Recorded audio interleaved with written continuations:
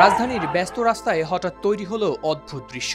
চারপাশে গাড়ির শব্দ, মানুষের ভিড় আর যানজটের মাঝেই আচমকা ছুটে চলল এক ঝটিকা মিছিল। স্লোগানে গর্জে উঠল চারপাশ, কিন্তু কিছুক্ষণের মধ্যেই সেই স্লোগান থেমে গেল পুলিশের বাঁশির শব্দে, যেন মুহূর্তেই বদলে গেল উত্তেজনার মঞ্চ। মিছিল সহ নানা নিষিদ্ধ কাজে জড়ানোর অভিযোগে একদিনে ধরা পড়ল কার্যক্রম নিষিদ্ধ আওয়ামী লীগ ও এর অঙ্গ সংগঠনের 244 নেতাকর্মী। এ সময় তাদের কাছ থেকে উদ্ধার করা হয় 14টি ককটেল ও 7টি ব্যানার। 24 সেপ্টেম্বর বুধবার বিকেলে মিন্টু রোডের ডিএমপি মিডিয়া সেন্টারে এক সংবাদ সম্মেলনে ঢাকা মহানগর পুলিশের অতিরিক্ত কমিশনার এস.এন. নজরুল ইসলাম জানান এসব তথ্য। আপনারা জানেন, কার্যক্রম নিষিদ্ধ আওয়ামী লীগ ও এর অঙ্গ সংগঠনের নেতা কর্মীরা সম্প্রতি রাজধানীর বিভিন্ন স্থানে জড়ো হয়ে ঝটিকা মিছিল আয়োজনের মাধ্যমে আইন শৃঙ্খলা বিনষ্ট করে জনমনে আতঙ্ক সৃষ্টির পায়তারা করছে।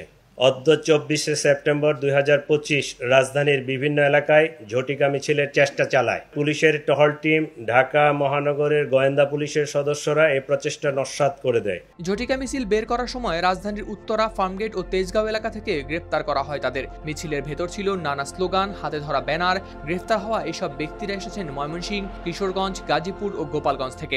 স্থানীয় জনসাধারণের সহায়তায় Bangladesh police, specially DMP police এবং আমাদের গোয়েন্দা পুলিশ এই সকল ঝটিকা মিছিল হতে আজকে এখন পর্যন্ত 244 জন 244 জনকে গ্রেফতার করা হয়। এই সময় তাদের কাছ থেকে 14টি ককটেল এবং 60টি ব্যানার উদ্ধার করা হয়। ডিএমপির ধারাবাহিক অভিযানে ইতিপূর্বে এই ধরনের মিছিল থেকে প্রায় 5 শতাধিক নেতাকর্মীকে গ্রেফতার করা হয়েছে এবং তাদের আইনের আওতায় আনা হয়েছে। পুলিশ বলছে, নির্বাচন সামনে রেখে রাজধানীর আইন শৃঙ্খলা পরিস্থিতিকে অস্থিতিশীল করার পরিকল্পনা নিয়েই সংঘটিত হয়েছিল তারা। এর আগে ধারাবাহিক অভিযানে রাজধানীর বিভিন্ন এলাকা থেকে আওয়ামী লীগের 5 শতাধিক নেতাকর্মীকে আটক করেছে পুলিশ।